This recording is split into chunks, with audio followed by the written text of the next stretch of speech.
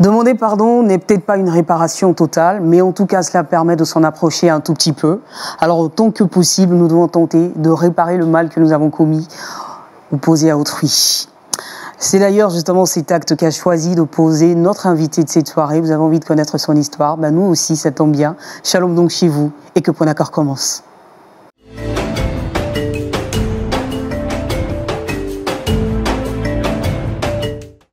Shalom pasteur. Claudia. Comment est-ce qu'on se porte? Oui, ça va bien. Ravi de vous revoir. Merci. Si merveilleusement vêtu. Oui, merci. Alors là, ça ne pouvait pas passer inaperçu. Oui, vous également, vous êtes bien habillé. Merci beaucoup, pasteur. Ouais. Alors, ça vous arrive quand même de temps en temps de vous vêtir de cette façon? Oui. Est-ce qu'il y a des occasions spéciales? J'imagine un peu. Hein? Oui, quelquefois, on se fait plaisir. Oui. Bah oui. On ne sait jamais quand le Seigneur reviendra. Ouais. On en profite en tout cas, chapeau. Vous êtes très très bien mis. Merci. Et vous n'êtes pas seul, même si nous ne sommes que 4 dans ce studio. Oui. Mais quand même, je salue les personnes qui vous ont accompagné. Ouais. Vous allez bien, maman? Et notre papa derrière, ça va? Par la grâce de Dieu. Pasteur, malgré la maladie, on tient debout quand même. Ah oui. C'est vrai qu'il y a la pandémie. Oui. Mais on est en bonne santé. Et on est en bonne santé. Et le Seigneur nous tient. Il nous tient. Ouais. Nous en sommes contents. Ouais. Et ça tombe bien que vous dites que le Seigneur nous tient, parce que nous ne sommes pas les seuls à être tenus par lui, beaucoup de personnes, notamment les invités que nous recevons sur ce plateau. Et je vous propose de les accueillir, mais ça sera après ceci, notre grand déballage. Alors, je vais vous aider donc à applaudir pour qu'on puisse on puisse la recevoir. Voilà, il va faire son entrée. Il va s'installer. Shalom. Shalom. Comment ça va? Ça va bien. Par la grâce de Dieu. Nous sommes contents de vous voir. Amen. D'accord? Vous avez la petite famille que nous formons aujourd'hui, une petite famille de 4 personnes, mais qui vous aime déjà, qui vous envoie tous ces encouragements, qui ne va pas vous juger. Parce que justement, pasteur, ce qu'on sait ici, c'est que venir sur ce plateau, mais ça relève d'un grand défi. Oui. Il faut avoir beaucoup de courage. Vous êtes courageux, vraiment. Il faut être vraiment courageux. Oui. Et nous, on va vous aider parce que vous avez justement décidé de relever ce défi-là. On va essayer de vous aider. Donc, nous sommes très admiratifs de votre courage. Et je pense aussi que parler ce soir, ça peut être pour elle le début, en fait, d'une reconstruction. Il faut parler, il faut se vider, d'accord? Et il faut essayer de faire table rase de tout ce qui s'est passé. Alors, très cher ami, vous allez bien? Oui, ça va très bien. Par la grâce de Dieu. Oui, ça va. Dieu nous tient. D'accord. Alors, vous êtes Josiane. Et aujourd'hui, vous êtes sur ce plateau pour nous parler de quelqu'un. Une personne que vous côtoyez, qui a été très proche de vous, qui l'est peut-être encore aujourd'hui. Vous avez envie de nous parler de cette personne-là, les circonstances dans lesquelles elle est entrée dans votre vie. Qui est-elle et pourquoi vous êtes justement venu aujourd'hui ici? Bon. D'abord, je salue tout le monde d'abord. Si je suis présent sur ce plateau aujourd'hui, c'est que je vais dire une de mes sœurs. Parce que je vais dire une sœur parce que on a fait de longues dates. Nous avons... Ça fait combien d'années aujourd'hui que vous connaissez? On s'est connus depuis en classe de terminale. De terminale. Oui, terminale. Donc ça fait un peu plus de 10 ans. Oui. Un peu plus de 10 ans. D'accord. Donc c'est une amie que vous aimez beaucoup. Oui, je l'ai vraiment aimée et je l'aime beaucoup encore. Alors dites-nous, comment est-ce que, la première fois que vous rentrez, elle rentre dans votre vie, comment est-ce que vous vous rencontrez, la toute première fois? Plongeons dans les souvenirs. Ça me fait vraiment rire. J'étais vraiment en famille et il est arrivé un jour que je suis allée payer les factures de courant et la somme qui était sur moi n'était pas suffisante. Alors je cherchais quelqu'un pour me venir en aide et je demandais à des personnes qui étaient dans le rang. Vous avez besoin de monnaie en fait? Oui, voilà, une monnaie. D'accord. Donc je demandais comme ça que les gens viennent vous faire un peu la monnaie, vous faciliter. Donc je demandais, il y a personne qui me venait en aide. Donc il y avait une sœur qui s'est laissée conduire par le Saint-Esprit qui est venue vers moi. Vous ne la connaissiez pas? Je ne la connaissais même pas. D'accord. Vraiment, ça a été vraiment une grâce pour moi. Elle est venue vers moi, elle m'a demandé effectivement ce que j'en avais. Je cherchais du tout, elle m'a donné. D'accord. Je suis allée immédiatement payer ce que j'ai à payer, mais vu... Elle avait été tellement gentille, voilà, ça vous a marqué. Vu sa gentillesse, vraiment, j'ai vu en elle que c'était une bonne personne, une bonne sœur. En tant que moi aussi, je cherchais une bonne amie qui... Et voilà, donc c'est comme ça que l'amitié est née. Pasteur, comme quoi, l'amitié, ça peut naître n'importe où. N'importe où. Elle s'y attendait pas, donc elle n'a pas de monnaie, elle veut payer sa facture. Quelqu'un se propose de l'aider, et tac, voilà le début d'une belle amitié. Voilà. Et c'est comme ça, à ce moment, vous étiez en classe de terminale. Oui, oui, j'étais en classe de terminale. Est-ce qu'elle était, elle était chrétienne, cette jeune fille? Oui, elle était chrétienne. Elle était chrétienne. Elle était chrétienne. Donc, je suis allée vers elle, je l'ai côtoyée, j'ai commencé à la côtoyer. D'accord. Je suis allée rendre visite à ses sœurs. J'ai cherché à connaître sa famille parce que je voulais vraiment fonder une amitié sincère avec elle. Parce que vu l'acte qu'elle a posé, ça m'a vraiment touchée. Moi aussi, je cherchais aussi quelqu'un m'approcher, avec qui il faut partager des choses de la vie. J'ai vu en elle une sœur qui pouvait m'aider. D'accord. Donc, je suis rentrée en contact avec elle. Et j'imagine que voilà, donc une belle petite amitié est née comme ça. Donc, après, nous sommes retrouvés encore à l'école, encore ensemble. Vous étiez dans la même classe? Dans la même classe. Dans la même classe de terminale, donc vous aviez cet examen à passer haut les mains à la fin de l'année. Alors, qu'est-ce qui s'est passé en fin d'année? En fin d'année. Il y a 10 ans en arrière. 10 ans en arrière. Vous avez passé le bac? Oui, on a passé le bac. Et les résultats? Tout s'est bien passé. D'accord. Elle a eu son bac, moi aussi j'ai eu mon bac. Mais elle a eu un petit coin. Elle a poursuivi ses études? Oui, elle a poursuivi ses études. Elle allait un peu loin que moi. Moi, je suis restée tout près. Voilà, je ne suis pas allée comme elle. Donc, je suis restée dans Non, vous n'êtes pas restée tout près. Non, pas du tout. D'accord. Donc, je vais dire qu'elle est plus avancée que moi. Quoi. Oui, bien sûr, je comprends. C'est ce que je vais dire. Dans les parties. Mais quand même, le contact était tout le temps là. D'accord. Ce que je veux savoir, dans quel domaine est-ce qu'elle quelle a été son orientation? Quelle étude est-ce qu'elle a faite après le bac? Elle a fait les langues. Donc, c'est en fonction de ça que j'ai vu.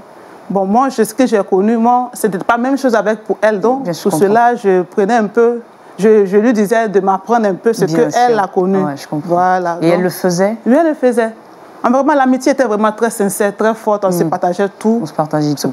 tout. Mais sauf que vous n'étiez pas dans la même église. Voilà. Elle avait son assemblée. Voilà, elle avait son assemblée. Vous aviez la vôtre. Mais ça ne vous empêchait pas, en tout cas, d'être très, très... Chaque fois, on se voyait. D'accord. Et l'amitié vraiment était vraiment forte. Était vraiment forte. Dieu a béni cette amitié-là. Est-ce que, par la suite, je veux dire, après votre bac, après également elle son bac, est-ce que vous avez été amenés à un moment donné à vivre ensemble ou bien... Oui. Arrivé un moment, on a décidé de quitter les parents. Voilà, et se loin un peu des parents pour voir la réalité de la vie. Prendre un peu son autonomie. Voilà, donc c'est ce qu'on a fait. Nous sommes associés, on a pris un petit studio. On était ensemble là-bas. Voilà. D'accord. Alors avant d'aller plus loin, pasteur, je sais que vous avez des enfants. Est-ce qu'il y en a déjà parmi vos enfants qui ont pris leur indépendance? Oui. Alors, le jour il y a 2 qui sont déjà partis. D'accord. Et ça vous peut faire un petit pincement au cœur, là? Non, beaucoup de pincements. Il dit beaucoup de pincements. Oui. Ça fait toujours un peu mal. Oui, ça... On n'a pas envie de voir. Il y a un vide quand même. Effectivement, c'est vrai qu'il y a un vide qui est créé. Mais heureusement que maman est là, donc elle arrive quand même à combler ce vide. Même maman est différente des enfants. Ça, c'est clair. Non, mais je comprends, pas de problème. Donc, évidemment, à un moment donné de la vie, ça arrive. Il faut que les enfants prennent leur envol. Donc, vous décidez de quitter le cocon familial et de vous installer comme de grandes jeunes filles. C'est ce qui s'est passé. D'accord. Donc, pour cela, on s'est lancé. On a commencé à faire un peu d'activité, un peu. Et pour elle, ça marchait, plus que aussi pour moi, ça marchait aussi. Donc, on s'associait, on payait la maison. En tout cas, tout allait bien. En tant que les amis, tout allait bien. Tout était parfaitement bien. Il est arrivé un temps qu'elle a commencé à côtoyer un frère de l'église. De son église? Oui, son église qu'elle fréquentait. Voilà, elle a commencé à côtoyer un frère de l'église. Bon, les deux vivaient bien. Elle est quand même venue t'en parler, te dire... bien sûr, oui. En tant qu'une amie, sœur, elle est venue me partager ce que... Parce que le frère a commencé à tourner autour. En tant qu'une sœur, une femme, plutôt, quand tu vois un frère venir vers toi, tu sens. Donc, elle a senti qu'il y avait un frère qui tournait autour d'elle. Donc, elle est venue me partager. Je lui ai dit, bon, je lui ai montré un peu comment il faut te tenir, il faut se comporter. Voilà, c'est ce qui s'est passé. Bon, je les ai soutenus aussi en prière pour que vraiment tout aille mieux, puisque ma sœur était beaucoup attachée à moi. Donc, je les soutenais en prière pour que vraiment les démarches du mariage soient bien faites pour que les deux se marient. Et ça s'est produit à la fin? Il y a eu le mariage? Oui, il y a eu le mariage. Il y a eu la dot, enfin, ouais, le mariage coutumier. Tout s'est bien passé. Et ils se sont mariés? Oui, ils se sont mariés. D'accord. Alors, quand ils se marient, elle quitte la maison? Oui, elle a quitté la maison, je suis restée seule. Et elle est partie chez son mari? Elle est partie chez son mari, je suis restée seule. Bon, je me débrouillais seule à payer la maison, à payer vraiment tout ce qui était comme besoin de la maison. D'accord. Je me débrouillais à faire tout cela. D'accord. Maintenant, ce que je veux savoir, quand votre amie, qui était finalement devenue une sœur pour vous, une partie de vous, lorsqu'elle quitte la maison et qu'elle part désormais chez son mari, est-ce que vos rapports n'en ont pas un tout petit peu souffert? Est-ce que la même amitié qui a existé au départ, elle a toujours été... Effectivement, ça m'a vraiment touchée. C'est comme si quelque chose de moi est enlevé. Quelque chose qui Parce que là, maintenant, les soirs, vous rentrez à la maison toute seule. Il n'y a plus personne à qui partager. Personne pour causer avec elle, pour lui partager mes petits soucis. Quand elle se mariait, c'était beaucoup attaché à son mari que moi. Elle n'avait plus le temps pour moi. Moi, je la comprenais. Je me disais que c'est normal. C'est normal que cela puisse arriver. Puisqu'elle s'est mariée, il faut qu'elle donne de l'amour à son mari. Moi, je l'encourageais à ce qu'elle puisse prendre bien soin de son mari. Voilà, donc je l'encourageais. Donc on se dit, bon voilà, on comprend que il puisse y avoir une petite rupture de communication entre nous, parce que c'est vraiment le bonheur du début, donc on veut la laisser vivre un peu son petit bonheur de mariage. Je l'encourageais. Parfois, elle disait, non, tu es seule, il faut que... Non, c'est ton mari. Il a besoin aussi de soutien, il a besoin aussi de petits câlins. Donc, tu es obligé que tu le fasses. Donc, fais-le. Donc, fais-le. Voilà. D'accord. Est-ce que ça a duré longtemps? Est-ce que le fait de vouloir laisser votre ami vivre son bonheur, est-ce que vous avez pu tenir dedans? Je tenais assez longtemps. Je la comprenais, je me suis mis à sa place. Voilà, c'est vrai que c'est ma soeur, mais bon, quelques temps après, j'ai commencé à me sentir seule, puisque elle est partie avec son mari. Voilà, c'est bien ce que je disais. Voilà, je suis restée seule. Bon, j'ai commencé à pouvoir me sentir un peu triste, penser à son bonheur. Est-ce qu'elle vous appelait, après qu'elle se soit mariée, est-ce qu'elle vous appelait?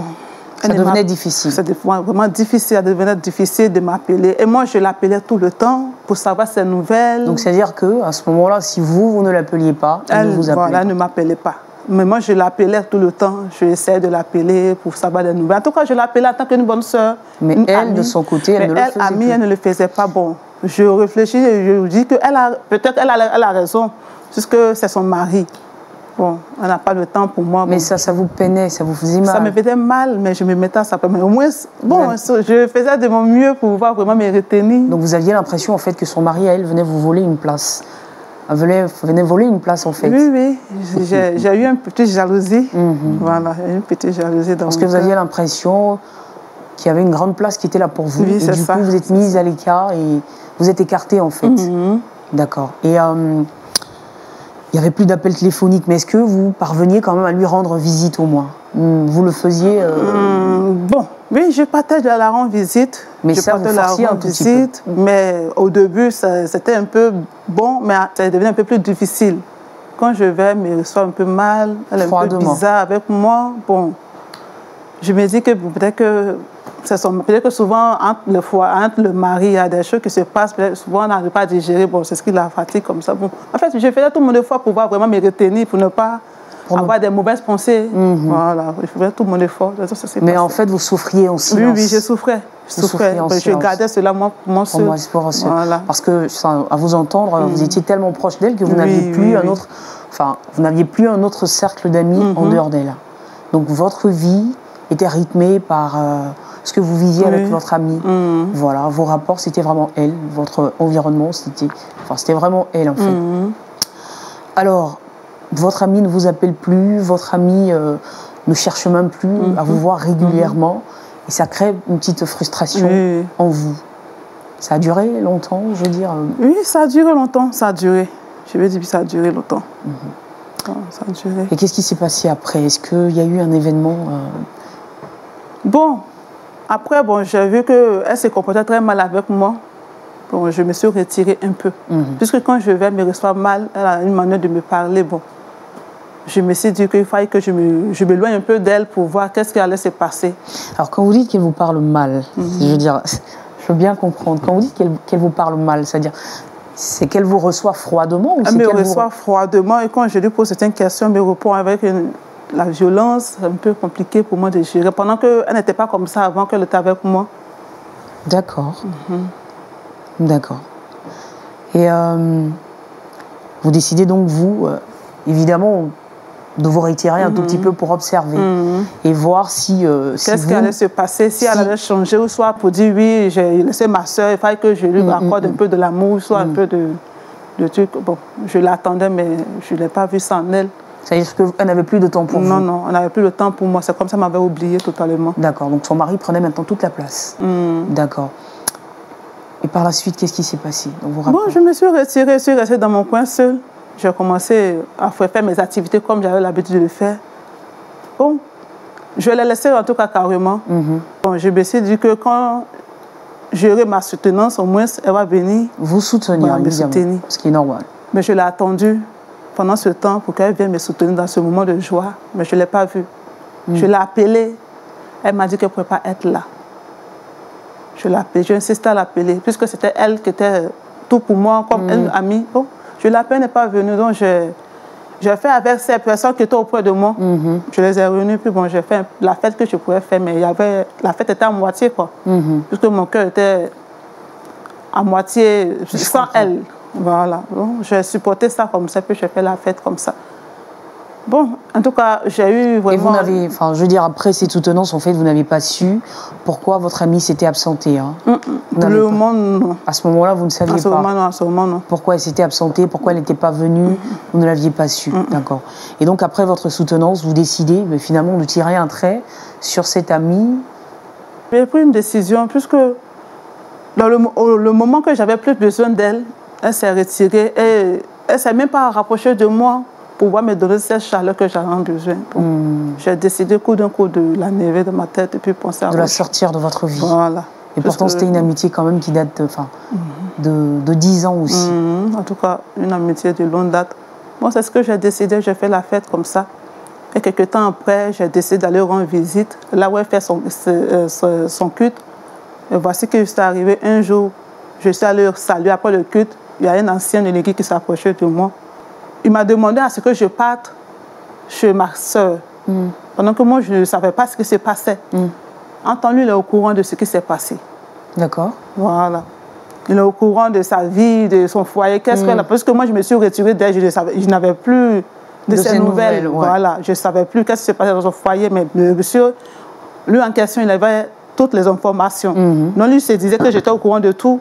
Et il m'a demandé à ce que, après le culte, il a demandé à ce que je parte l'accompagner chez ma soeur pour pouvoir la saluer, pour la fortifier de ses problèmes qu'elle traversait dans son foyer. C'est là maintenant que j'ai su qu'il y avait un problème dans son foyer, pendant qu'il n'avait pas ses nouvelles. Mais là, je ne lui ai pas fait savoir que je me suis retirée d'elle. Je comprends. Voilà. Mais en tout cas, j'ai su me maîtriser et j'ai dit d'accord, j'ai compris.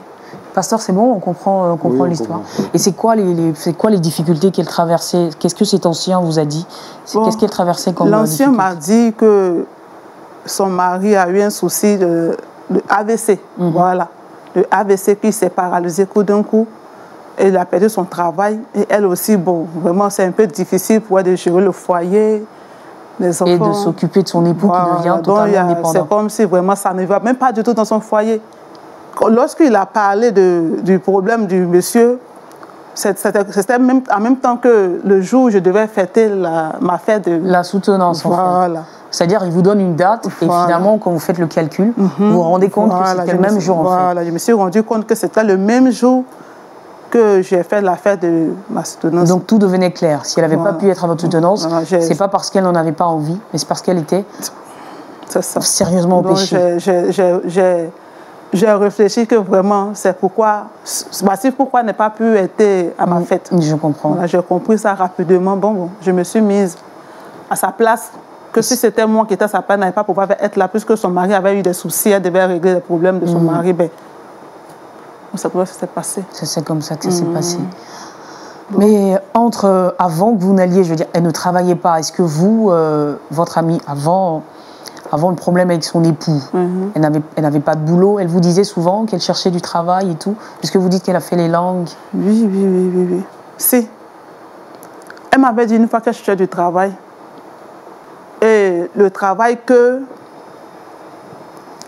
cherchait, j'étais là un jour comme ça, et puis il y a des personnes qui m'ont appelé, qui m'ont demandé...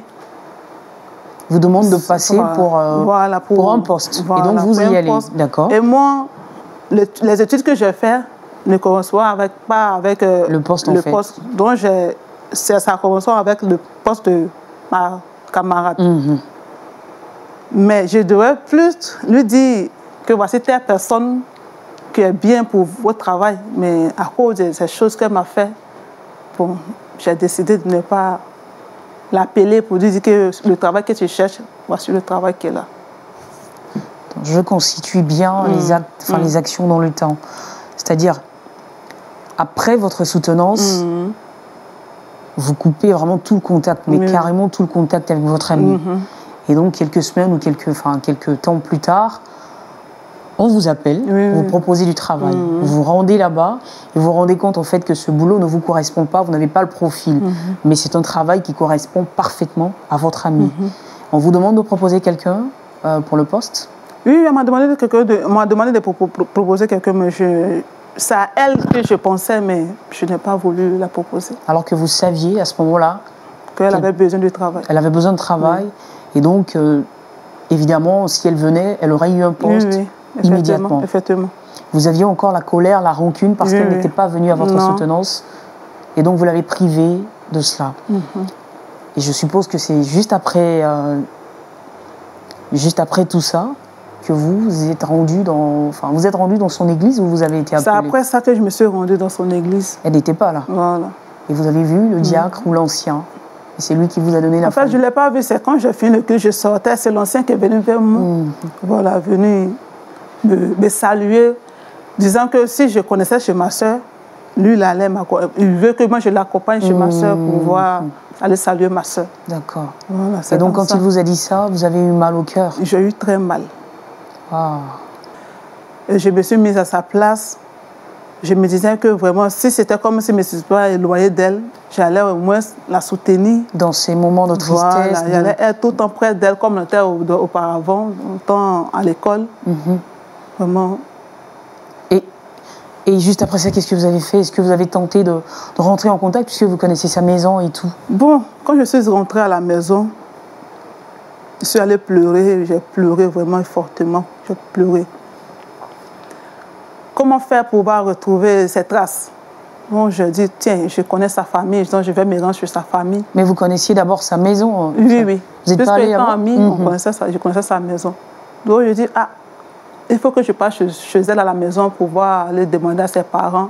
Si au moins ils connaissent, au moins là où elle est partie avec son mari, je vais la joindre vraiment pour pouvoir la serrer dans mes bras. Parce qu'elle a besoin de moi à ce moment. Oui, mais je veux dire, pourquoi vous n'allez pas d'abord directement dans sa maison, puisque vous connaissiez sa maison? Vous êtes parti, elle n'était plus là-bas? Sa maison? Oui, oui, effectivement, je suis partie là-bas. Parce que je n'avais pas de ses nouvelles, donc je suis partie directement là où elle était avec son mari. Je suis partie là-bas, mais je ne l'ai pas trouvée là-bas. La maison même était déjà isolée. Il n'y avait personne là-bas. Et quand j'ai demandé aux voisins, les voisins m'ont dit qu'ils ne sont plus là, qu'ils ont déménagé. Mais je n'avais pas de son numéro pour l'appeler. Voilà, donc je ne sais pas comment faire pour la jeune. Donc la seule chose que je pouvais faire, c'était pour aller voir ses parents, voir sa famille, pour leur demander s'ils ont ces nouvelles. D'accord. Et quand vous êtes partie, qu'est-ce que vous avez... Je suis partie. Et lorsque je suis arrivée net, la maman de ma soeur, quand elle m'a vue, elle a commencé à pleurer fortement. Elle a commencé à me dire des paroles vraiment qui m'ont vraiment touchée. Tu étais où depuis longtemps que ta soeur souffrait comme ça? Tu étais où? Tu étais où? Elle a assez souffert, elle a eu tant de problèmes. Et toi qui es, disons, sa soeur, tu l'as laissée dans tous ses états, dans ses souffrances. Vraiment, ça m'a vraiment touchée. M'a vraiment touchée. Je ne savais pas qu'est-ce qu'il faut dire. Il dit, bon, maman, ce que j'avais à lui demander, maman, pardonne-moi pour ce que j'ai fait. Mais je n'ai pas voulu lui expliquer de tout ce qui s'est passé. Seulement, je lui disais simplement qu'elle me pardonne pour le temps que j'ai eu loin de sa fille. Mais en même temps que je lui disais, montre-moi où est ma camarade, montre-moi dans quel endroit elle se trouve. Vraiment, maman me disait vraiment qu'elle ne peut pas m'indiquer le lieu où se trouve ma camarade. Parce qu'elle était aussi également elle était vraiment en colère contre moi aussi. Mais je n'ai pas eu le temps aussi pour lui expliquer. En tout cas, c'est trop long pour moi de lui expliquer. Mais ce que j'avais besoin, c'est que maman, montre-moi où se trouve ma camarade, que vraiment on se partage les choses ensemble. Vraiment, quand j'avais simplement besoin de la prendre dans mes bras pour lui dire vraiment... Oui, que je suis là. Enfin, je suis là. Je suis là. Pour moi, c'est vraiment douloureux. Donc, c'est-à-dire qu'aujourd'hui, jusque-là, vous ne savez pas où elle se trouve? Non, je ne sais pas où elle se trouve. Mais ce que vous savez, c'est que son mari, je ne sais même pas. Il est paralysé, donc...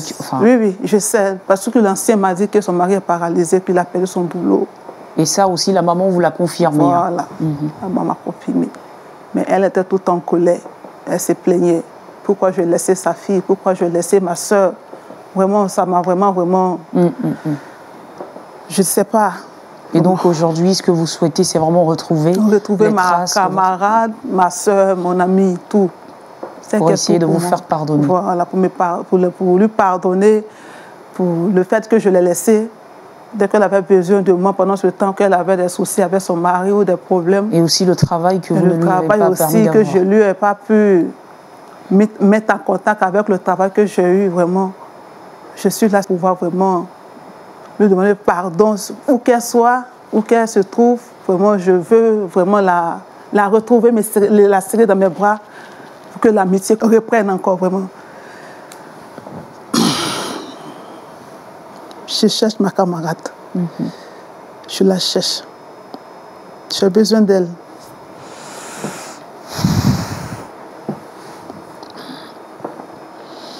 Wow. Yako à toi, Josiane, et beaucoup de courage encore, beaucoup de courage. Je me sens toute seule sans elle, vraiment. Elle était tout pour moi, tout pour moi. J'ai besoin d'elle. Oui.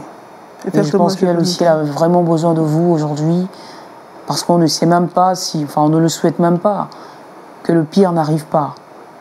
On ne le souhaite vraiment pas. Et j'espère que vous pourrez retrouver les traces de votre souhait. Je demande au Seigneur vraiment de m'aider à la retrouver. Je demande au Seigneur. C'est ma grande prière qu'elle a. D'accord. Je me sens toute seule sans elle. Vraiment, j'ai besoin d'elle. Je veux retrouver ma soeur, ma camarade, celle qui était tout pour moi, qui me comprendrait. Vraiment, j'ai besoin d'elle. Bien sûr. Je comprends. Beaucoup de courage à vous, Josiane. Beaucoup de courage à vous. Et avant, bien sûr, de donner la parole à notre pasteur, qui, je pense, aura énormément de choses à dire sur votre histoire, je vais donner la parole aux personnes qui sont juste à côté du pasteur. Shalom. Oui, allez, prenez le micro. Alors, est-ce que cette histoire de Josiane, est-ce qu'elle nous parle? Est-ce qu'on se retrouve dedans? Les amitiés, il y a un peu de jalousie. Et finalement, au bout du compte, il y a un gros sentiment de culpabilité là, qui pèse sur elle, parce qu'elle n'avait pas véritablement pensé que ça finirait de cette façon-là. Ok, la Bible déclare que deux valent mieux que un. Et c'est pour cela que les deux étaient ensemble. Quand elle est partie dans son foyer, la logique aurait été qu'elle soit vraiment constamment l'encourager, même aussi à avoir un mari. Parce que certainement que quand elles sont ensemble, elles parlent très souvent de ça. Dans leurs prières, un peu partout, je pense que les pensées convergeaient jusqu'à ce qu'elles soient mariées. C'était vraiment le moment d'être vraiment son soutien. Mais ça n'a pas été le cas. Il faut dire que c'est vraiment un grand mal. Et pourtant, elle a maintenu toujours le cap. Je pense qu'elle a du cœur. Et ce que je peux conseiller maintenant, c'est de se mettre en prière. Demander à Dieu, elle veut retrouver sa camarade malgré tout.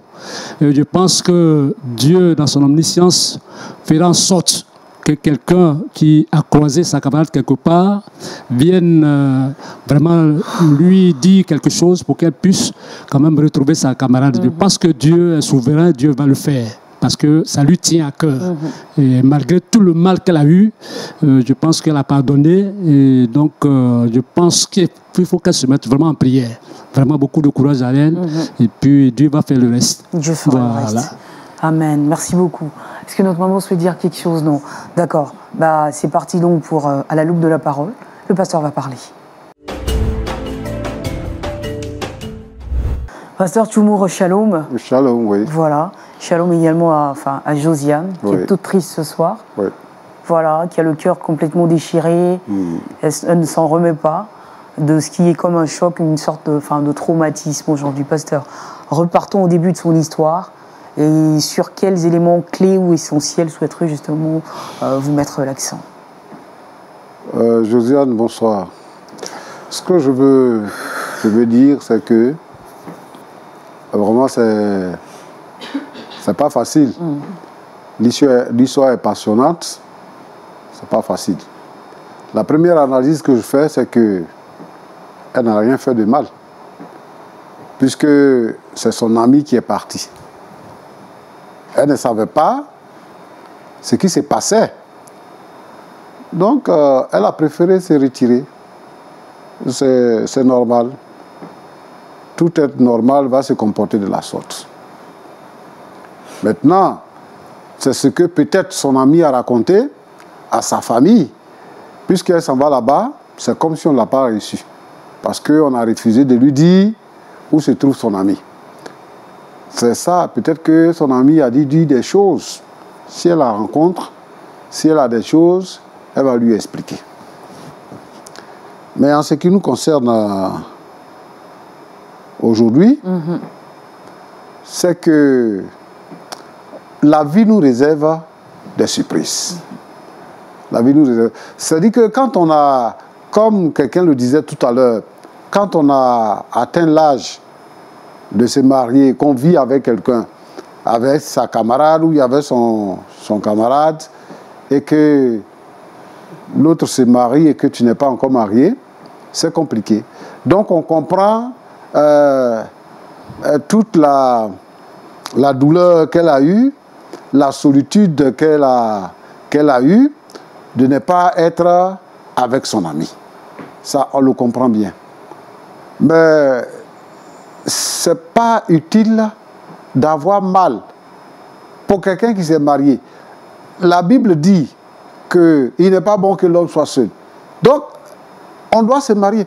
Si quelqu'un se marie, même si vous étiez des amis, si quelqu'un est marié, ce n'est pas nécessaire d'être ami ou de vouloir, comment on appelle ça, entretenir l'amitié comme vous le viviez avant. Parce qu'elle dit que bon, c'est vraiment, elle est tout pour moi, elle est tout pour moi, elle me manque et ça crée même une petite jalousie en moi parce que l'homme, quand elle allait se marier, c'est comme si l'homme a pris ma place. Non, moi je pense que les chrétiens ne doivent pas raisonner comme ça. Vous étiez des sœurs en Christ, vous vous êtes rencontrés dans une agence d'électricité et puis votre amitié a grandi. Mais c'est juste une amitié. Parce que quand on est chrétien, il y a certains propos, quand on tient, c'est pas bon. Parce que quand elle dit par exemple que elle est tout pour moi, je veux voir mon amie, quand elle allait se marier, ça a créé une certaine jalousie, on sait comment notre monde se comporte aujourd'hui. Alors, les gens peut-être peuvent mal interpréter pour dire peut-être que les relations étaient au-delà des relations de camaraderie simplement ou de sœurs en Christ. Donc, son sentiment était un peu poussé. C'est pour ça qu'elle a eu mal. Bon, deuxièmement, c'est que les gens n'expliquent pas souvent. Quand ils ont des problèmes, ils n'expliquent pas. L'autre avait déjà des problèmes. Et certainement, elle a voulu éloigner son amie pour ne pas qu'elle voie les problèmes qu'il y avait dans son foyer. Donc, elle a voulu l'éloigner. C'est pour ça qu'elle ne la recevait pas bien. Quand elle vient, pour ne pas qu'elle découvre qu'il y a des problèmes.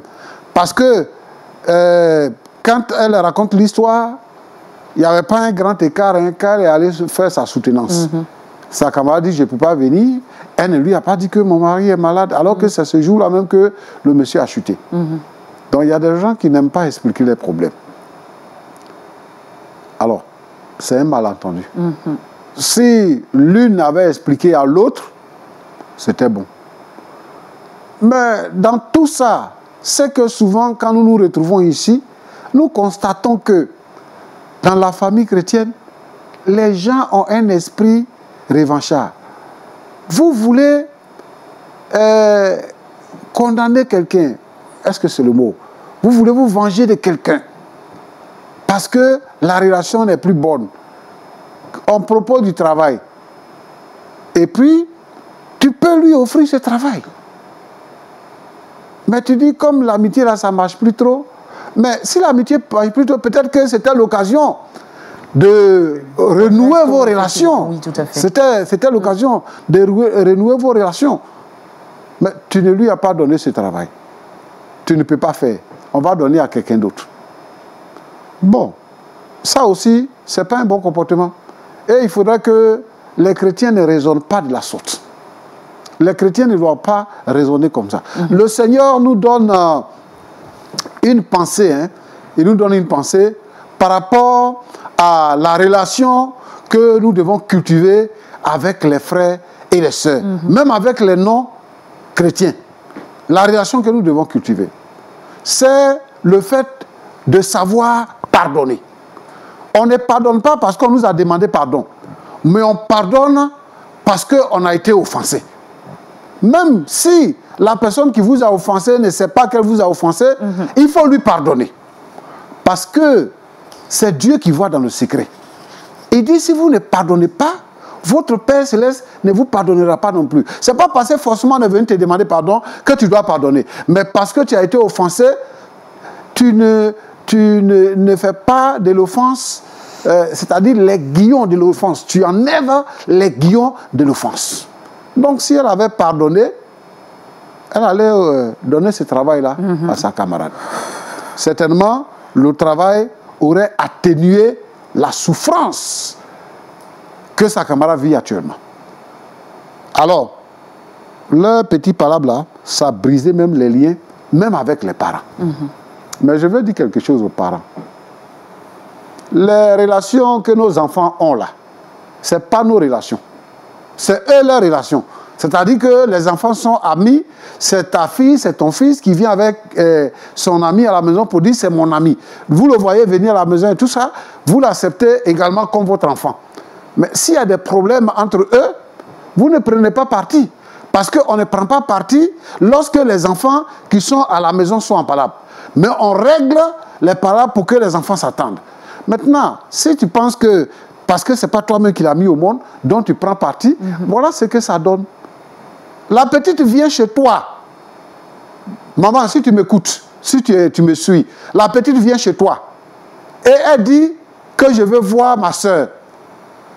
Tu lui dis tout ce que tu as envie de lui dire. Et la raison pour laquelle elle est venue là, tu ne règles pas la question. Tu la laisses répartir comme ça. Ce n'est pas normal. Moi, je pense que ce n'est pas à nous de prendre la défense de nos enfants. Ce sont des amis. Quand ils ont décidé de créer leur amitié là, tu n'étais pas là. Donc, tu ne dois pas te mettre dedans parce que tu n'es pas leur ami. Tu es leur maman. Et je veux dire comme ça à tous les parents qui raisonnent de la sorte. Parce qu'elles peuvent se réconcilier. Et maintenant, nous les parents, nous sommes bien placés. Parce qu'on peut demander, ah, mais pourquoi je ne vois plus ta camarade là? Et le jour qu'elle vient, mais ta camarade m'a dit ceci, cela. Elle a le temps de lui expliquer. Mais elle est venue, vous l'avez menacée. Elle est retournée. Elle est obligée de venir ici à un plateau de télévision pour dire qu'elle cherche sa camarade. Alors, je veux m'adresser à ma fille, si elle aussi, elle nous suit. Sa soeur est là sur le plateau. Et elle est venue pour demander pardon. Et elle cherche à te voir, à te rencontrer. Si tu nous suis, si tu regardes cette émission, ou bien si quelqu'un a regardé l'émission qui te dit, il faut que tu cherches à te réconcilier à ta soeur. Appelle ta maman pour que ta maman puisse recevoir ta soeur et que vous puissiez vous rencontrer pour que ça finisse. C'est ta soeur, c'est ton ami. Vous avez vécu ensemble dans la même maison. Vous avez partagé tellement de choses que l'amitié ne peut pas se casser comme ça. Il faut régler tout ça. Qui sait? Peut-être que si vous avez renoué, Dieu peut manifester sa grâce et le monsieur peut retrouver la guérison. Qui sait? Tout est possible à celui qui croit. Donc moi je voudrais donc que cette affaire-là puisse trouver un dénouement. Alors faites tout pour rentrer en contact avec la sœur, ou bien rentrer en contact avec votre pasteur pour que le pasteur l'appelle, ou bien avec un ancien de votre église pour que l'ancien l'appelle et que vous puissiez vous retrouver. Alors, ma fille, beaucoup de courage. Merci, papa. Ce que vous faites aujourd'hui là, c'est bon. Et le Seigneur assis et il voit. Le Seigneur voit dans le cœur. Le Seigneur va ouvrir la porte. Amen. Pour que la rencontre soit possible et que l'amitié puisse reprendre des plus belles comme vous l'avez souhaité. Amen, papa. Que Dieu vous bénisse. Amen, papa. Vous également, que Dieu vous bénisse, pasteur Tchoumou. Alors, Josiane, ça va? Oui, ça va. C'est bon, on a retrouvé un peu de paix, un peu d'apaisement après avoir entendu ce que le pasteur vient de dire. Oui. On est un peu consolé, il y a une petite Je suis consolation. un peu consolée. Un peu consolé. Donc tu iras avec la foi d'accord? Avec la foi que tu retrouveras les traces de ton ami et qu'elle reviendra ici sur ce plateau pour nous donner des nouvelles de ce que cette amitié-là, voilà, sera redevenue comme elle était avant, n'est-ce pas? Alors, pasteur, Oui. on prie tout de suite pour Josiane, ensuite on prie pour ce que vous savez, Oui. ou on fait l'inverse? On va prier pour Josiane et puis après... D'accord, Voilà. c'est bon. Alors, on ferme les yeux. Ok. Tu es fidèle et tu es bon, Seigneur. Tu nous connais et tu connais le besoin de notre cœur. Tu vois Josiane et je voudrais te l'apporter, Seigneur. Elle fait des efforts parce qu'elle veut retrouver son amie, qui est pour elle une sœur. Je voudrais, Seigneur, notre Dieu, notre Père, que tu lui pardonnes tout ce qu'elle a pu faire de mal à son amie. Et également, dans le cœur de son amie, Seigneur, tu mettes la compassion pour qu'elle accepte de rencontrer sa sœur. Seigneur, permets que les différends qui sont intervenus dans les différentes familles soient résolus. Seigneur, ouvre-lui les portes, bénis-la et que, Seigneur, notre Dieu, son cœur puisse retrouver la joie. Au nom de Jésus-Christ. Amen. Amen. Merci beaucoup, Josiane. Merci. On a foi que ton cœur retrouvera la joie après que tu partiras de ce plateau. Et donc, pasteur, merci également à vous. On a prié pour Josiane, mais je pense qu'il est aussi important de prier pour nous, pour la famille chrétienne, de prier pour l'Église. Nous avons besoin de prier pour notre pays, surtout que Dieu nous protège. Ouais. Et surtout, voilà, qu'il mette un bouclier, effectivement, autour de nous, de notre famille, de nos enfants, de nos biens. Priez surtout pour toutes ces personnes qui sont atteintes, que Dieu leur accorde la guérison dans Jésus. Ok. Seigneur, tu vois que l'Église ne se réunit plus. Et c'est une situation difficile à gérer. Dans l'Église, il y a des gens qui sont forts, il y a des gens qui sont moins forts, mais il y a des faibles. Et cette occasion-là fait qu'il y a des gens qui ne prient même plus dans leur maison. Nous voulons te prier pour l'Église en Côte d'Ivoire et dans le monde. Nous voulons te demander, Seigneur, de fortifier la foi de chacun. C'est vrai que les temples sont fermés, mais le Saint-Esprit est avec nous. Alors que je suis en train de prier, Seigneur, que le Saint-Esprit touche le cœur et la vie de tous ceux qui ont fait connaissance avec toi, qui confessent ton nom, Seigneur notre Dieu et notre Père, pour que la foi de chacun soit gardée pendant ces moments difficiles. Parce que tu as dit dans ta parole, Père, je n'ai perdu aucun de ceux que tu m'as donnés. Qu'aucun des membres de l'Église ne soit perdu à cause de la situation de coronavirus. Seigneur, permets que lorsque la solution va venir, que nous puissions nous retrouver tous et que nous puissions continuer de te louer et de t'adorer. Maintenant, Seigneur, je prie pour chacun d'entre nous, en Côte d'Ivoire, en Afrique et dans le monde, nos frères, nos sœurs, nos parents, nos amis, des gens que nous ne connaissons pas, qui sont très éprouvés, Seigneur notre Dieu, notre Père, qui sont atteints, qui vivent dans des conditions difficiles. Nous sommes confinés, semi-confinés en Côte d'Ivoire, mais ailleurs, c'est le confinement total. Seigneur notre Dieu, notre Père, cette situation doit changer. Et pour qu'elle change, il faut que le coronavirus arrête. Que sa menace arrête. Maintenant, je me tiens dans le sang de Jésus, dans le pouvoir de Jésus. Et coronavirus, je te menace, je te paralyse, je bloque ton œuvre, je bloque ta progression. Dans le nom de Jésus, je te sèche, je te condamne et je te commande de quitter notre monde. Je te boute hors de notre monde. Et que le monde retrouve la guérison totale, la santé, que la confiance revienne. Seigneur, tu es sur ton trône et tu vois. Ta parole dit que si nous nous humilions et que nous tournons vers toi les regards, tu vas nous exaucer. Exauce-nous, Seigneur, et mets fin à cette pandémie. Dans le nom de Jésus-Christ. Amen. Amen. Merci, pasteur. Amen. Dieu vous bénisse. Amen. Merci, voilà, à ces deux personnes qui nous ont accompagnés depuis le démarrage de cette émission. Ce fut un plaisir. L'ancien D'accord. Nianzou et Madame Dago. D'accord. Voilà. En tout cas, ce fut un plaisir. Voilà. Un petit public, mais on était quand même ravis d'être là. Alors, pasteur, on se dit quoi, la semaine prochaine, hein? Voilà, c'est même Par la grâce de Dieu. Ouais. Josiane, Dieu te bénisse. Voilà, sois fortifiée. Et puis, crois simplement que le Seigneur, il a pris ta situation dans ses mains. Amen. D'accord? Et qu'il va donc le faire pour toi. Amen.